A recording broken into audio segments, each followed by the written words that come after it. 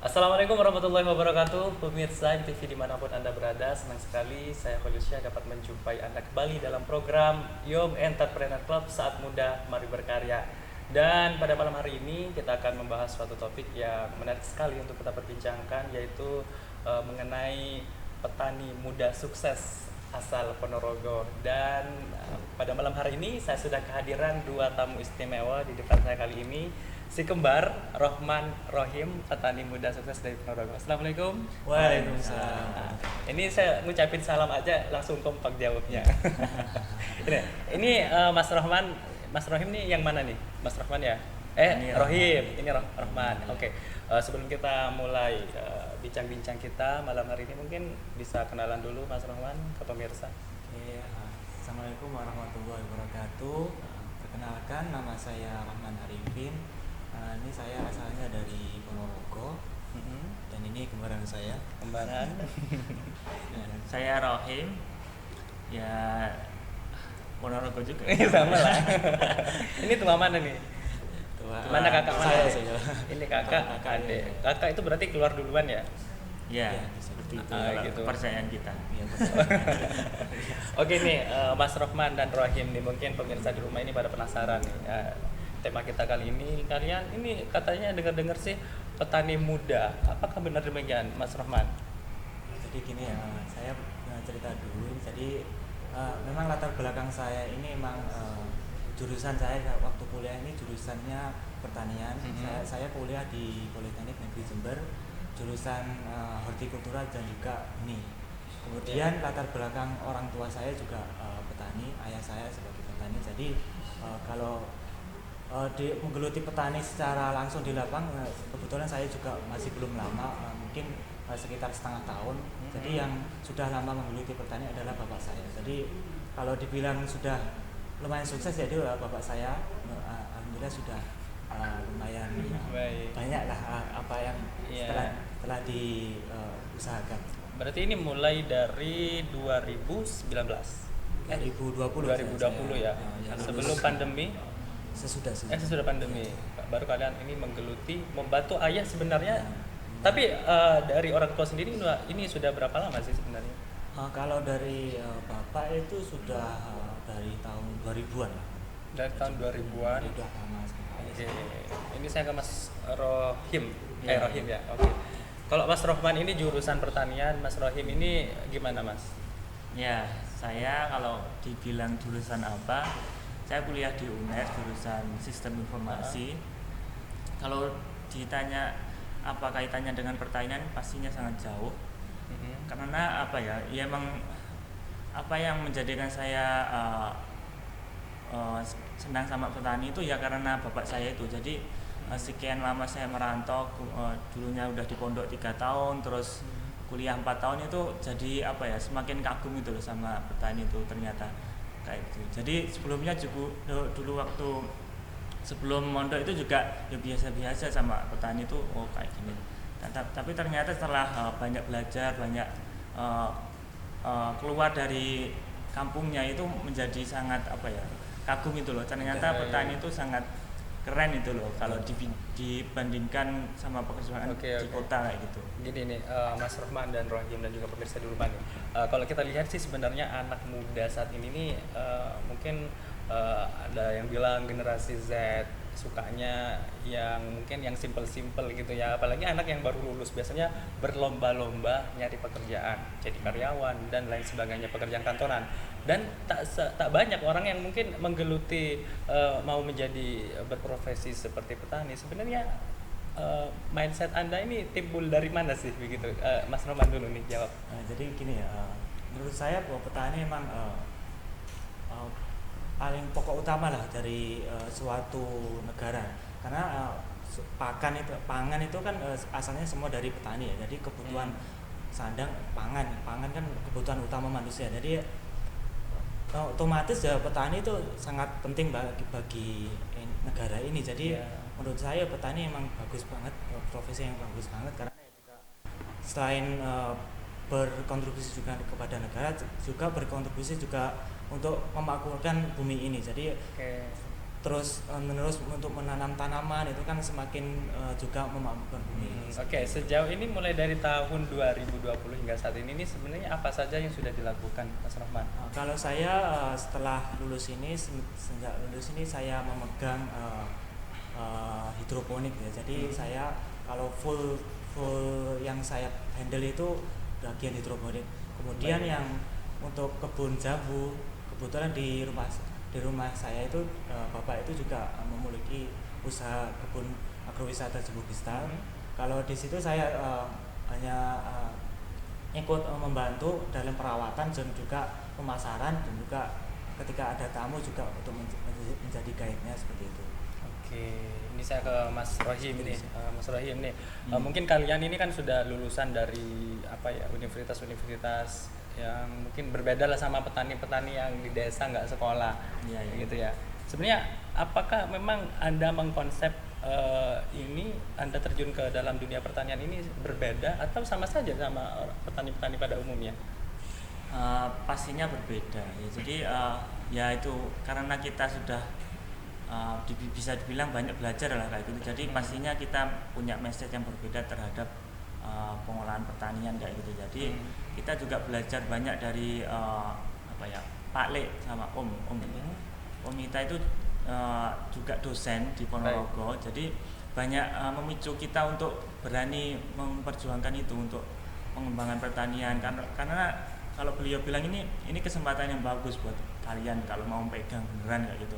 Tapi ya sebenarnya kita ya butuh belajar juga. Jadi kita saat ini ya masih belajar banyak. Jadi banyak belajar caranya itu gimana manajemennya. Jadi kalau kita suruh terjun produksi di sawah ya itu masih dikit ilmu kita. Tapi kalau kita belajar manajemen terus belajar cara promosinya gimana ya, itu bagian kita ya seperti itu nih. Oke, artinya lebih ke manajemen dari hasil pertanian itu nanti dikemanakan gitu ya mungkin ya. Gitu Tapi sebenarnya dalam kalian menggeluti sebagai petani nih hari ini, apakah memang kalian sebelumnya nggak kepikiran mau kerja sebagai perkantoran atau seperti anak-anak pada umumnya atau bagaimana? Pastinya pengen juga karena ya masih muda, jadi ya pastinya pengen mandiri finansial, terus merantau, membuktikan kepada orang tua kayak gitu, pastinya pengen juga.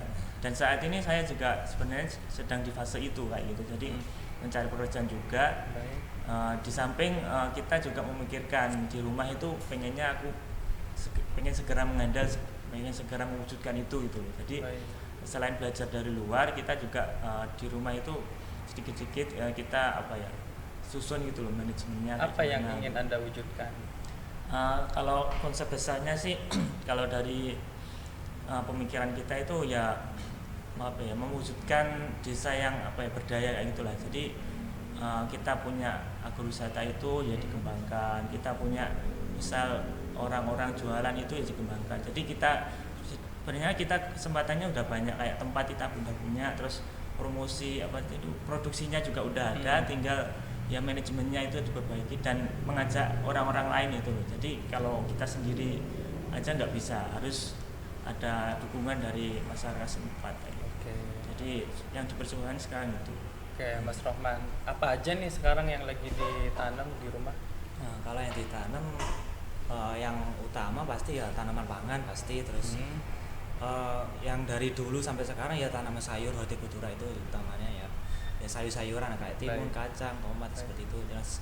Yang lagi difokuskan dan lagi yang lumayan yang terkenal yang lumayan dikenal ya Jambu Kristal itu. Jadi kita sekarang juga berusaha untuk mengembangkan itu. Jadi harapannya kedepannya ini jambu ini akan menjadi agrowisata dan juga ada juga pengolahan hasil dari jambu tersebut. Jadi tidak hanya dari mengadakan produksinya saja, tapi juga pasca panennya kita juga mengusahakan itu.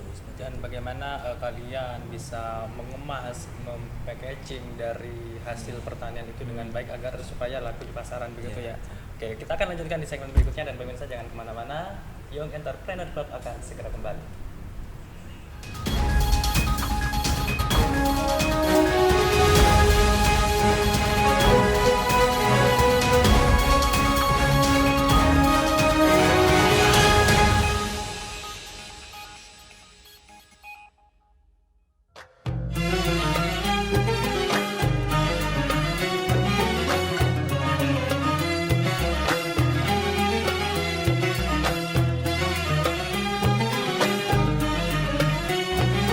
Tafsir Al-Quran, edisi yang telah disempurnakan isinya.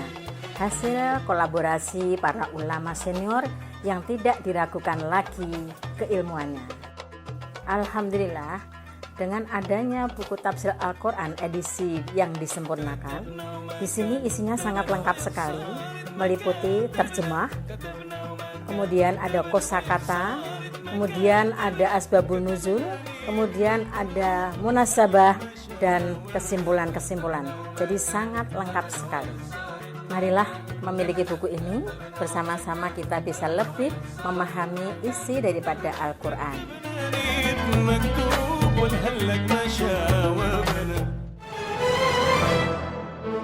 Atlas Super Premium terangkai dari benang kualitas teratas. Super warnanya,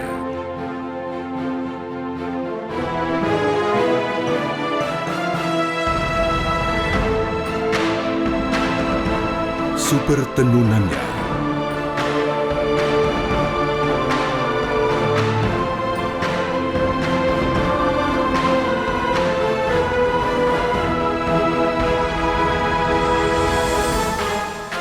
super nyamannya.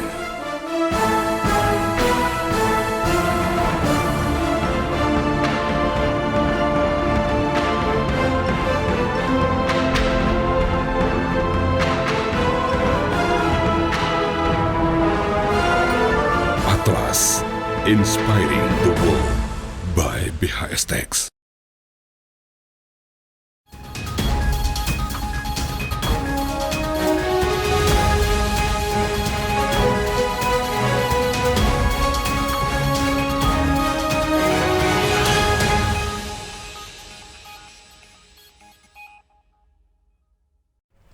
Terima kasih Anda kembali bersama kami dalam program Young Entrepreneur Club Saat Muda Mari Berkarya, dan masih bersama dengan dua entrepreneur muda kita kali ini, si kembar Rohman dan Rohim, petani muda sukses asal Ponorogo.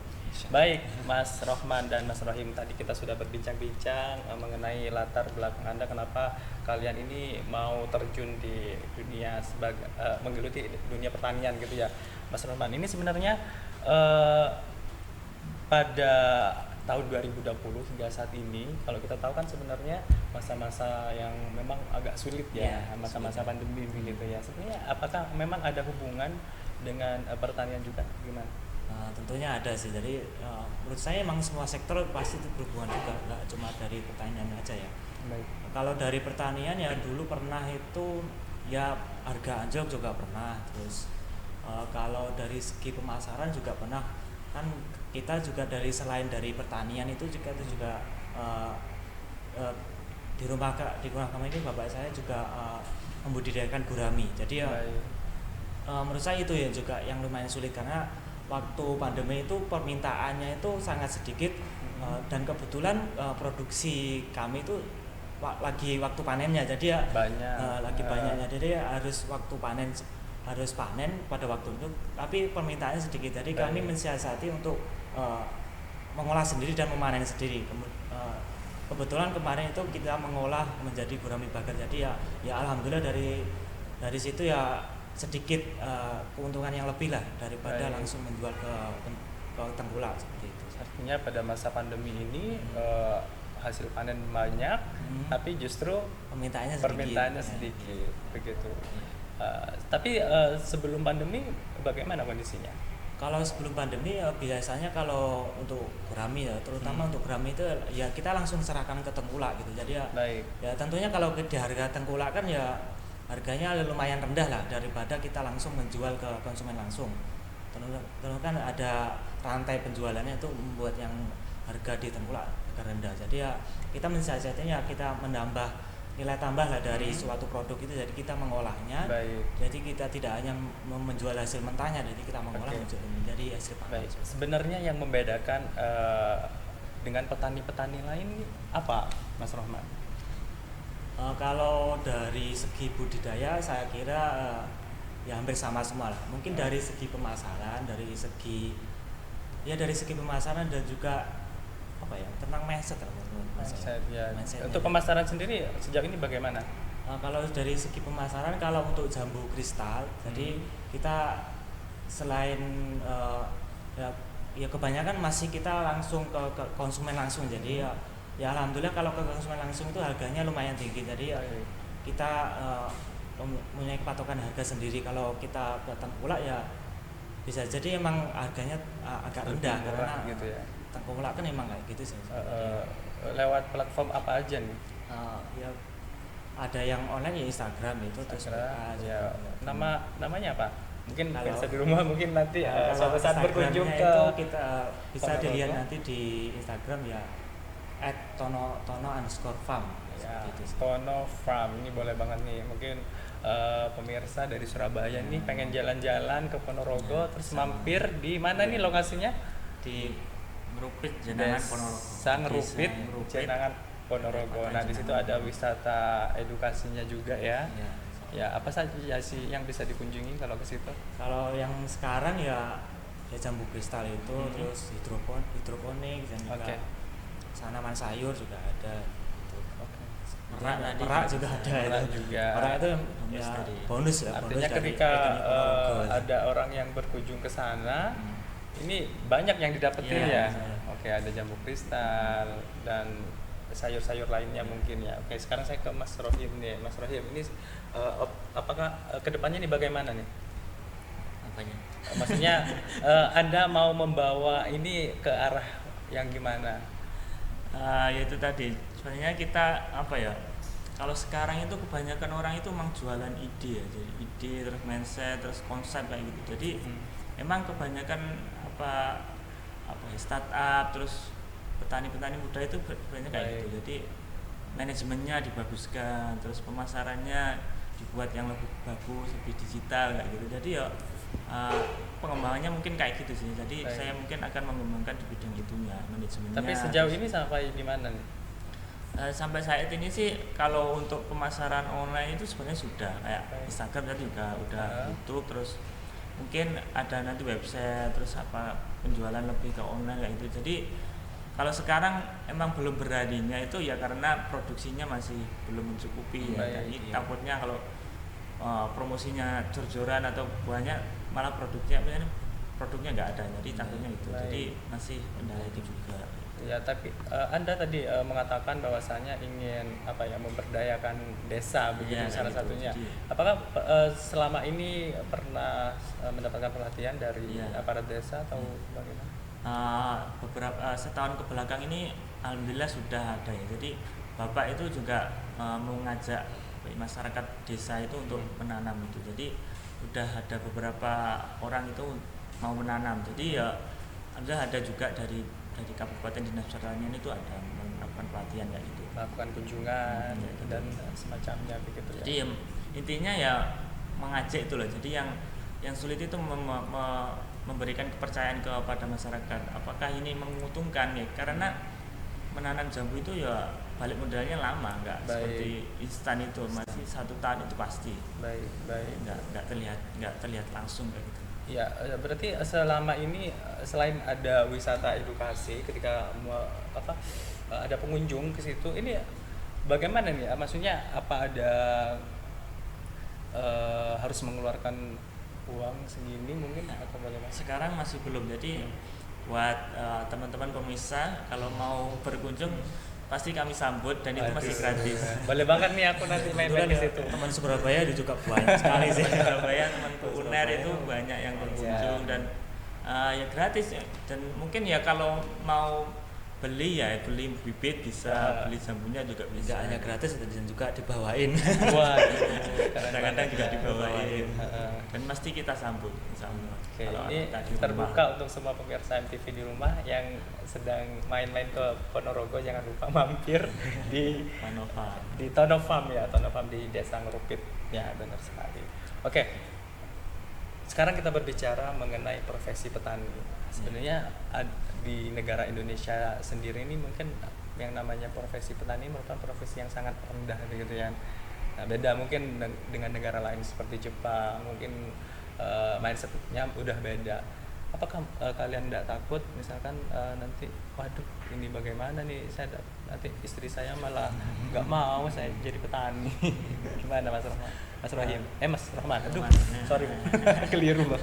Kalau dibilang rendah ya bisa jadi mah kayak gitu sih ya petani itu ya, karena ya apa ya, petani itu kalau dari segi upah ya, kalau saya pernah baca di koran itu dari segi upah dari semua pekerjaan memang petani itu paling rendah upahnya. Karena apa ya, karena paling tingkat bawah, tingkat produsen itu. Jadi ya produsen ya kebanyakan yang manut dengan pedagang itu, harganya manut dengan pedagang, dan dia tidak bisa mengatur harga itu. Jadi ya kenapa kok petani itu kebanyakan miskin lah bisa dikatakan ya karena itu sih menurut saya, petani tidak bisa menjual nilai tambahnya dari sebuah produk itu. Jadi ya harganya segitu-gitu aja gitu. Terus berdaulat. Ya tidak berdaulat, intinya ya karena apa ya, pemuda ya tentunya memilih dengan pekerjaan yang lain ya, tentu di kantoran kan yang jelas gajinya lebih besar, karena petani juga kalau memulai dari bawah ya juga lumayan sulit. Tapi sebenarnya apakah Anda yakin nih ke depannya profesi petani ini akan semakin baik atau justru sebaliknya, Mas Rahim? Kalau saya yakin semakin baik, selalu semakin baik. Karena ya sekarang pemerintah udah banyak kok program-program pemerintah yang mendukung petani muda milenial. Itu kan sekarang banyak kan sebutan petani milenial. Memang ya karena itu pemerintah itu pengen mendorong mahasiswa itu kalau lulus ayo kembali ke desa jadi petani ya. Tapi yang modern, jangan yang tradisional kayak gitu. Jadi hasilnya nanti akan lebih banyak juga kayak gitu. Jadi ya saya yakin insya Allah kedepannya akan lebih bagus. Apalagi di era digital sekarang ini serba mesin, semuanya mudah kok sekarang belajar banyak. Yang dulunya mungkin masih nyangkul, tapi sekarang sudah banyak alat-alat canggih ya. Ini pemasaran juga PR nih buat anak muda. Iya. Ya. Tapi mungkin ya pemirsa di rumah ini kadang ini sebenarnya petani beneran apa enggak sih ya. Tapi kalau dilihat dari postur tubuh kalian ini ya mungkin bisa dikatakan ya enggak hitam. Mungkin petani yang biasanya sering panas-panasan enggak keker tapi malah justru kurus. Ini jangan-jangan Anda ini bukan petani. Bagaimana sih sebenarnya? Ya balik ke cerita tadi ya, kayak saya terjun ke lapangan langsung kan masih setengah tahun itu ya, jadi belum full lah. Baik. Jadi saya masih banyak berada di luar lapangan ya, mungkin dari pemasaran itu ya, dari segi pemasaran itu saya yang terjun langsungnya, dari pemasaran, dari segi pelayanan tamunya seperti itu sih. Tapi kalau dilihat dari jurusannya Mas Rohman sendiri ini jurusan pertanian ya, apakah Anda melakukan semacam riset yang pernah saya lakukan sih sejauh ini masih di hidroponik aja sih. Jadi ya kebetulan yang saya handle full kan dari hidroponik itu. Jadi ya hidroponik ya saya sedikit-sedikit mencoba-coba ya, kalau dicoba dengan teknik ini kira-kira hasilnya gimana, kalau dengan teknik ini kira-kira hasilnya gimana, seperti itu ya. Ternyata berhasil ya, ada berhasil dan juga yang ada tentunya namanya riset tentu ya ada percobaan begitu ya. Oke. Tapi sebenarnya strategi kalian ke depannya ini bagaimana? Strategi mungkin dari segi pemasaran, dari segi bagaimana sih petani ini bisa terangkat derajatnya? Apakah mungkin ada cita-cita ke depannya?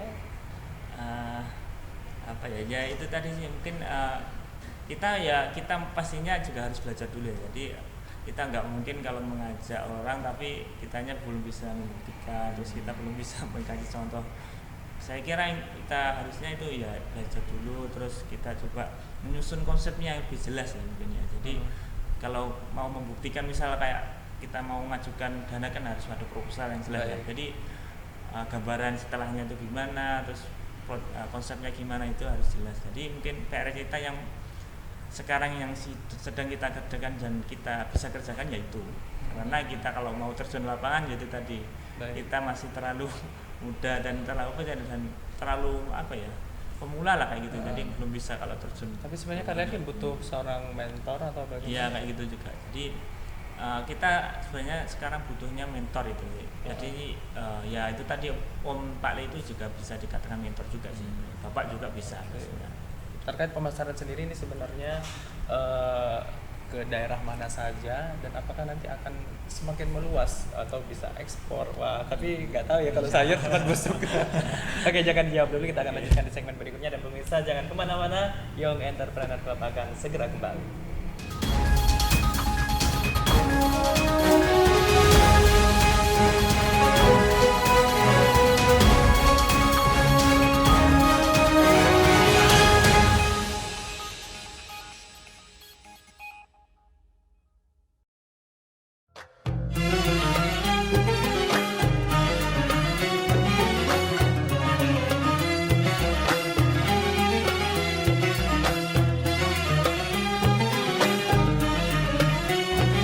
Tafsir Al-Quran, edisi yang telah disempurnakan isinya, hasil kolaborasi para ulama senior yang tidak diragukan lagi keilmuannya. Alhamdulillah, dengan adanya buku Tafsir Al-Quran edisi yang disempurnakan, di sini isinya sangat lengkap sekali, meliputi terjemah, kemudian ada kosakata, kemudian ada asbabun nuzul, kemudian ada munasabah dan kesimpulan-kesimpulan. Jadi sangat lengkap sekali. Marilah memiliki buku ini, bersama-sama kita bisa lebih memahami isi daripada Al-Quran.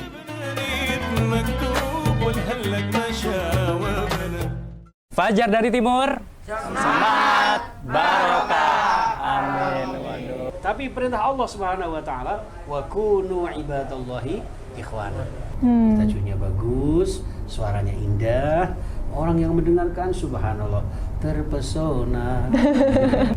Seorang mukmin yang kuat, seorang mukmin yang sehat itu jauh lebih utama daripada mukmin yang lemah.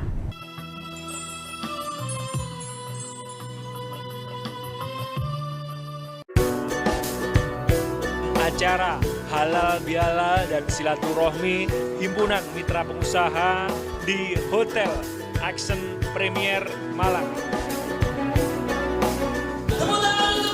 Harapan kami semoga hubungan yang lebih bermanfaat terjalin pada semua lini dan bersinergi antar semua pengusaha. Yaitu Bank Mandiri dan juga Bank Syariah Indonesia. Ada kalangan dari profesional, konsultan pajak dan juga advokat, Ketua Peradi Kabupaten Malang. Ada kalangan dari organisasi masyarakat, Ketua Umum GP Ansor Kabupaten Malang insya Allah hadir, dan juga para pelaku usaha. Kita sebagai pengusaha selalu membutuhkan berbagai bidang-bidang lain yang bisa saling bersinergi. Atlas Super Premium terangkai dari benang kualitas teratas. Super warnanya,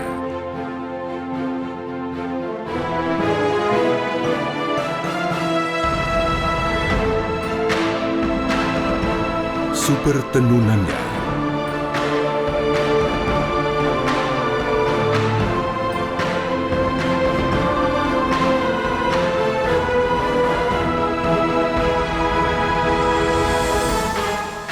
super nyamannya.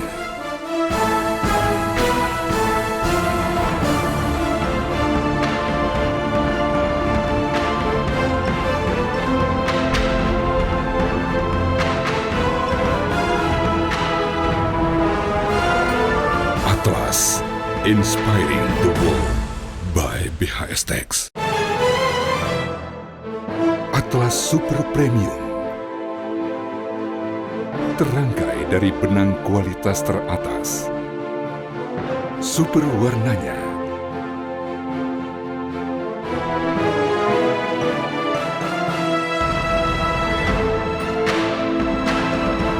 super tenunannya,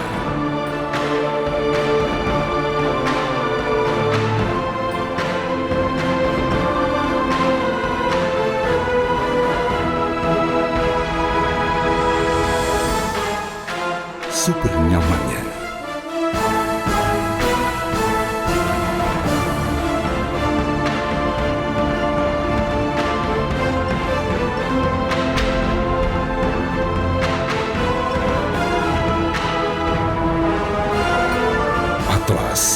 Inspiring the world by BHS Tax. Assalamualaikum warahmatullahi wabarakatuh. Duel berdarah terjadi di Probolinggo. Aksi seorang pencuri kotak amal masjid di Kabupaten Pasuruan terekam kamera CCTV. Bosan dengan kue tart ini tentu saja, mungkin Anda bisa mencoba kue tart dengan cita rasa jajanan pasar. Sampai jumpa besok di jam yang sama dengan informasi yang berbeda.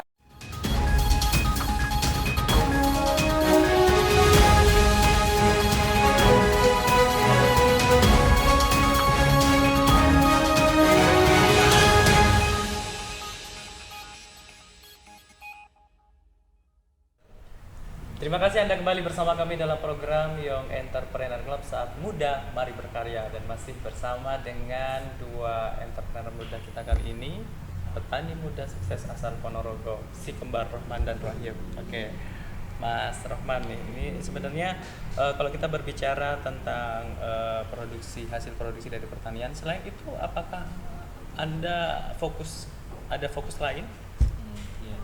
Jadi gini ya, selain dari produksi kita kebetulan bapak saya itu sudah memiliki namanya P4S ya. Jadi P4S itu Pusat Pelatihan Pertanian Pedesaan Swadaya. Jadi itu suatu lembaga pelatihan yang berada di bawah naungan Kementerian Pertanian. Jadi lembaga itu sah untuk melakukan pelatihan terhadap mungkin mahasiswa yang pengen melakukan magang PKL, atau dan seperti lain itu, atau mungkin anak SMA, SMK yang magang kerja lah seperti itu. Jadi bisa.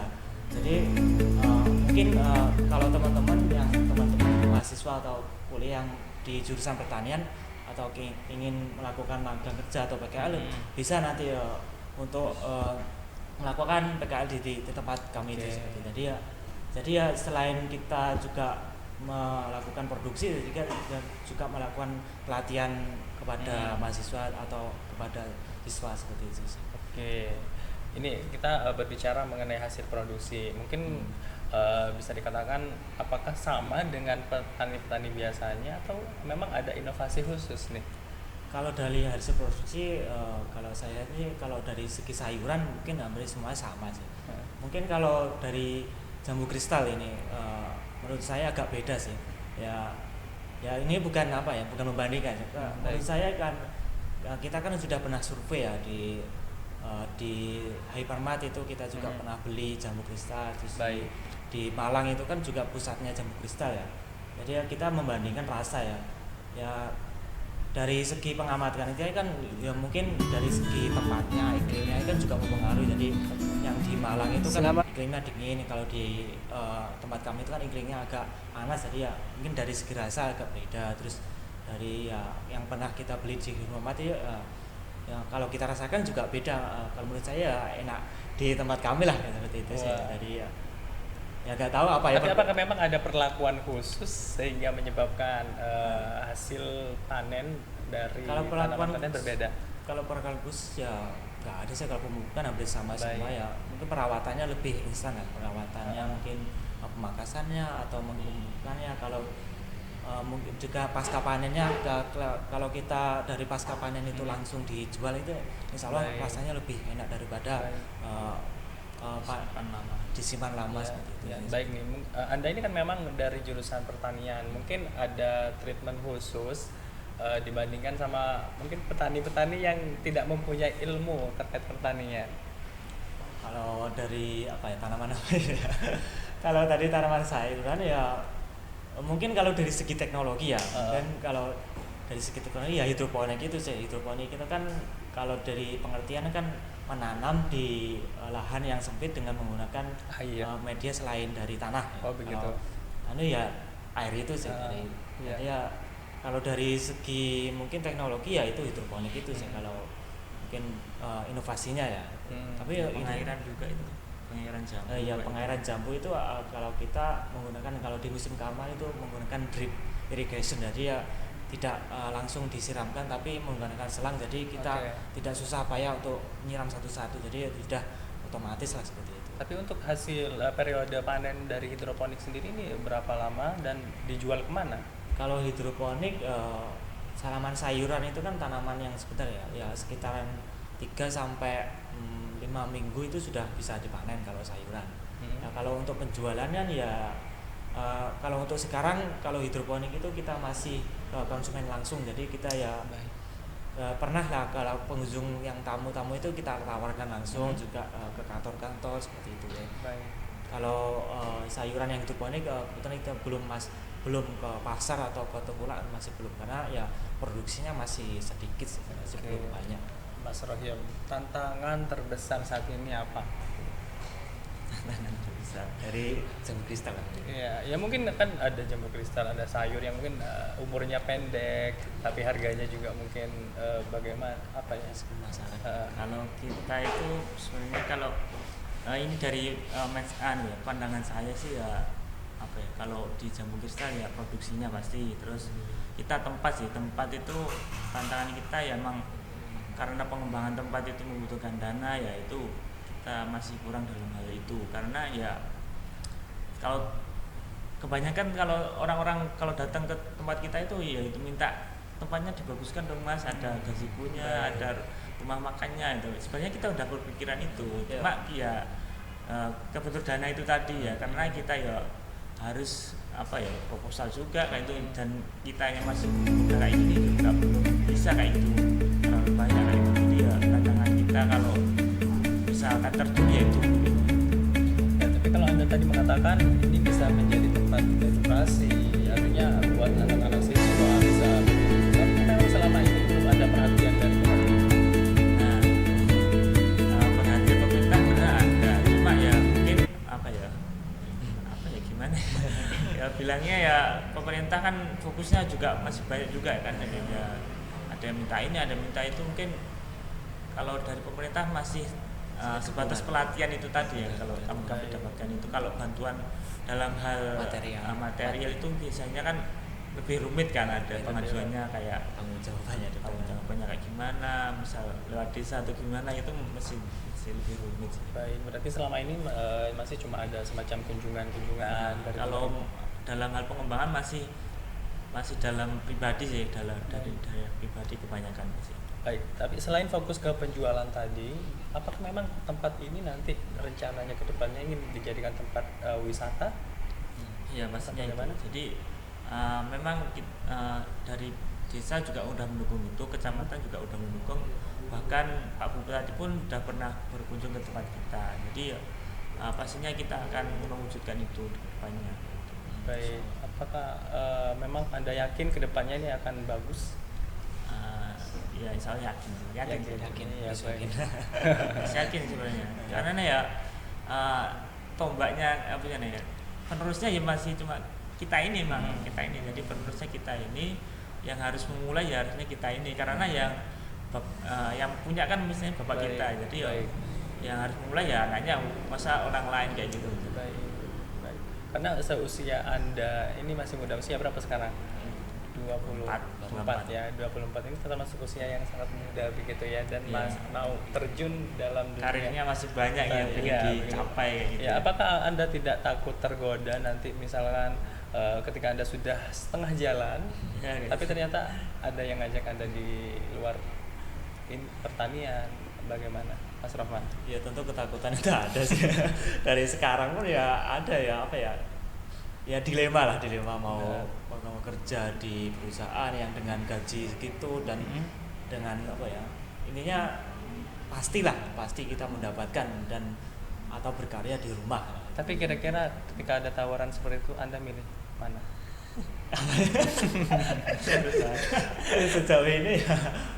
Sejauh ini ya kalau bisa dua-duanya lah, kan bisa ya juga bekerja dan juga mengembangkan di rumah seperti itu.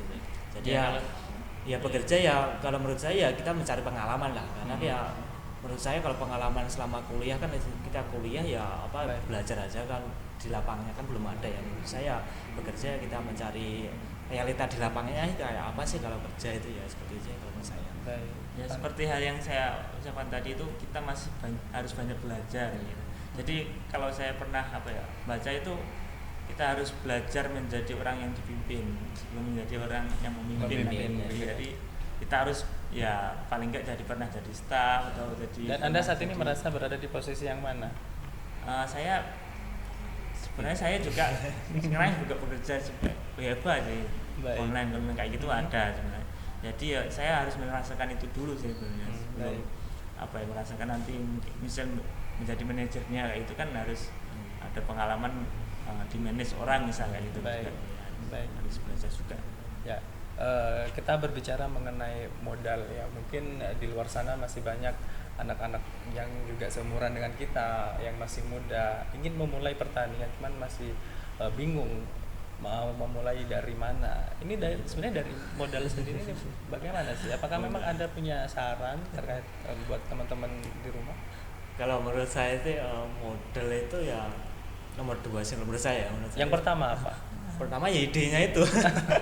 niat ya. Kalau kalau kamu dikasih uang 50 juta lah kasarnya, kira-kira mau kamu buat apa ya? Kan kebanyakan anak muda yang bisa sih masih susah lah untuk memikirkan itu, karena ya susah kamu buat apa karena kan idenya belum ada, juga niatnya juga belum ada. Tapi terkadang ada loh orang yang sudah mempunyai ide tapi bingung nggak punya modal. Kalau itu ya menggait orang lain untuk mengajak mungkin orang itu untuk invest ke idenya dia. Tapi ada juga orang yang memang sudah matang pikirannya, sudah mengkonsep, tapi justru gak jalan-jalan.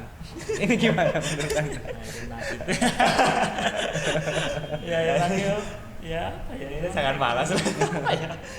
Ya intinya ya gerak. Lemar. Artinya kan anak muda mempunyai mindset yang seperti kalian ini sangat jarang begitu kan? Ya emang kalau paling enak ya punya mindsetnya ada, idenya ada, modalnya ada, itu paling enak gitu. Ya emang ya pasti ya dikit-dikit dicoba ya, dimulai lah paling enggak kayak gitu. Oke. Kira-kira nih untuk instalasi buat hidroponik sendiri membutuhkan dana seberapa besar, Mas Rahmat? Kalau instalasi ya tergantung skalanya ya. Kalau mungkin skala kecil lah ya 500-an bisa dapat lah. Kalau mungkin kalau dari 500 bisa jadi 100 lubang tanam lah, berarti 100 tanaman lah. Baik. Ya, bisa. Itu tanamannya apa saja? Tanaman saja ya, tanamannya biasanya kalau hidroponik ya sawi, kangkung, terus selada seperti itu, bayam, itu bisa kalau hidroponik kan. Untuk omsetnya sendiri nih saat ini nih gimana? Omset bisa diceritakan tahu per bulan? Kalau secara real ya, karena kita belum terlalu menghitung sih kalau secara real. Mungkin ya bisa lah kira-kira ya omsetnya siapa ini? Karena ya bukan, kita belum menghandle secara langsung ya. Kalau mungkin omset hidroponik ya omset secara keseluruhan juga nggak apa-apa. Kalau hidroponik aja. Kalau hidroponik mungkin ya hitung aja sebulan panen berapa kali? Sebulan panen sekali lah. Panen kan hidroponik itu umurnya 30-an hari lah. Ya bisa dikira-kira berapa ya?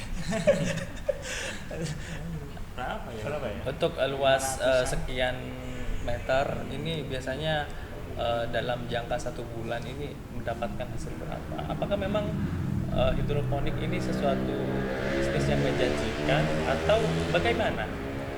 Ya menjanjikan kalau kita bisa memanagenya, kita bisa memasarkannya, budidayanya juga baik, insya Allah itu menjanjikan semuanya. Jadi ya, kalau mungkin ya omsetnya sekitar 2 juta bisa lah. 2 juta per bulan. Oke. Ini untuk luas berapa nih? Untuk luasan berapa ya? Apa lubang ya? Berapa lubang tanam ya? Mungkin 400-an lubang tanam lah. Untuk tanaman? Untuk tanaman ya sawi, selada, seperti itu, sayuran yang pendek. Dan pendek. Ini dari hasil panen ini dipasarkan ke tengkulak? Sejauh ini ke konsumen langsung. Langsung. Ya, orang kantoran seperti itu, orang kantoran. Kan memang kedepannya ini tidak ada rencana mau ditaruh di warung-warung makan. Kalau kita kedepannya ya kita berdikari sendiri ya, berdaya itu ya kita ya memasarkan sendiri. Kalau kita kedepannya makanya seperti itu. Jadi ya kita nyari pasar ya, kita mungkin ke kampus gitu karena kan kalau sejauh ini kan kalau hidroponik ya konsumennya masih menengah ke atas sih, karena ya bisa dibilang kan hidroponik kan sayuran mahal lah. Baik.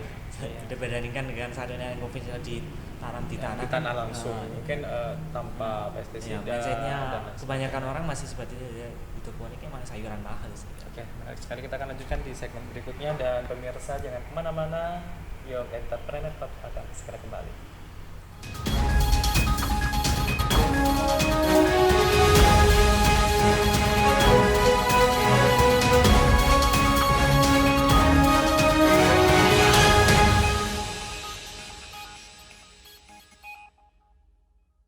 Saya Marzuki Mustamar, Ketua PLO Jawa Timur, dengan ini mengucapkan selamat mabruk atas di launchingnya Harumat.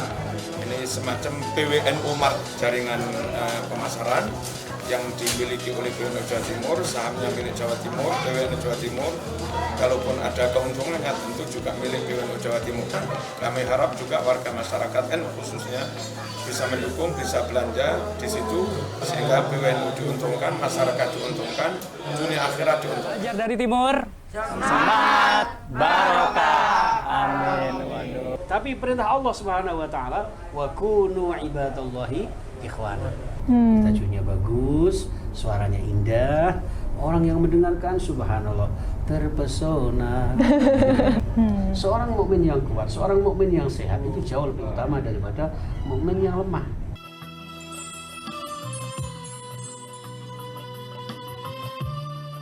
Saya Muhammad Khalil dapat berjumpa kembali dalam program Aula Dialog. Dalam media sosial maka bahasa itu dapat terwujud dengan bahasa lisan dan bahasa tulis. Kita akan berbincang mengenai tema kita kali ini, yaitu terkait tentang mudik dilarang tapi wisata boleh buka. Bagaimana menurut Anda? Saya mau bertanya tentang kepada sahabati Khadijah tentang persiapan dan apa itu ta'aruf gitu.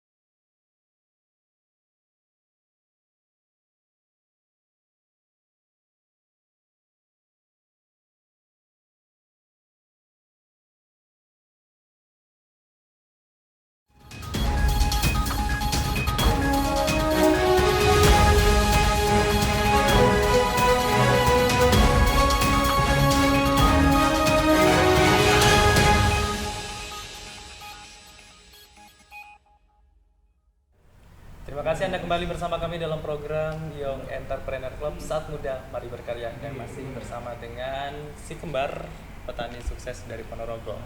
Baik, di segmen terakhir ini Mas Rohman, mungkin ada yang ingin Anda sampaikan kepada para entrepreneur muda di rumah, kepada pemirsa di rumah? Sebagai petani ya apa ya, lulusan petani ya berkarya lah, coba gunakan ilmu kita untuk berkarya di lingkungan kita ya, terutama yang memiliki lahan atau bapaknya seorang petani ya, sebisa mungkin cobalah teruskan profesi petani, karena sekarang itu profesi petani kebanyakan diisi oleh old man atau generasi tua-tua lah. Generasi mudanya itu sangat sedikit banget. Ya, datanya seperti itu. Saya pernah baca di Quran itu seperti itu. Ya, sebisa mungkin kita sebagai anak muda ya, ayo kita teruskan profesi petani itu ya, karena petani adalah tiang kebutuhan pangan kita. Ya, kalau tidak ada petani ya siapa yang mencukupi kebutuhan pangan kita seperti itu. Lagi saat ini mungkin anak-anak muda pada malas-malasan untuk profesi, mungkin dibilang berat, cukup rendah kalau di Indonesia begitu ya. Tapi sebenarnya kalau memang para petani kita saat ini memang berkurang, kedepannya apa yang terjadi kira-kira? Ya kedepannya ya tentu ya kita apa-apa ya beli ya, kita apa-apa beli impor, kita apa-apa impor kan sejauh ini ya. Sekarang pun ya kebanyakan kan produk ya pertanian, produk hortikultura maupun pangan kan kebanyakan sudah impor. Maka dari itu ya kita sebagai negara Indonesia, negara agraris kan, karena ya tanahnya remah gemah rebah rezekinya kan ya, kita sebisa mungkin harus memanfaatkan itu ya. Siapa lagi yang bisa memanfaatkan selain kita gitu ya. Sebisa mungkin sebagai negara agraris kita juga harus berdaulat gitu. Oke, Mas Rahim silakan. Ini saya bicaranya sebagai manusia. Ya kalau kita mahasiswa pastinya kalau pas mahasiswa pasti belajar ya. Jadi kalau setelah mahasiswa ini kita juga dituntut sebenarnya untuk belajar. Jadi kalau saya sendiri sih kalau pesan untuk teman-teman itu biasanya saya ya belajar lah, banyak belajar, banyak baca buku, kayak banyak berdiskusi kayak ini juga itu menggunakan akal kita. Jadi kalau kita nggak jarang mikir itu ya kayak gitu, nanti masalah dikit menjadi besar karena ya sulit untuk memecahkannya. Jadi kita sebisa mungkin setelah kuliah ini dan kerja, walaupun kerja udah di kantor, misal udah di kantor terus nggak ada tuntutan untuk banyak mikir misal itu ya supaya mungkin kita harus banyak belajar juga, belajar kehidupan, belajar bersyukur, belajar agama kayak itu ya, belajar keluarga misal kalau mau sudah mau keluarga kayak gitu. Baik, yang paling akhir tips hidup produktif ala si kembar. Kalau dibilang itu produktif, intinya ya kita kalau dalam Islam sih usahakan berkarya ya, tapi kita harus berbagi juga. Jadi intinya kalau produktif dalam Islam itu kita manut waktu sholat misalnya, itu sholat ya. Jadi ada saya pernah baca buku juga itu, kalau pengen produktif benar-benar produktif dalam menurut Islam kita itu sholatnya yang tepat waktu, terus itu ya produktifnya ya di antara itu juga itu. Jadi misal kerja jam ini sampai ini tapi jangan lupa sholatnya tepat waktu kayak gitu. Jadi misal mungkin kalau saya ini nasihat untuk pribadi juga yaitu sholat tepat waktu kayak gitu. Artinya antara dunia dan akhirat seimbang, sama-sama jalan gitu ya Mas Rahim. Ya. Yang paling akhir Mas Rohman, satu kata kunci sukses hidup Anda.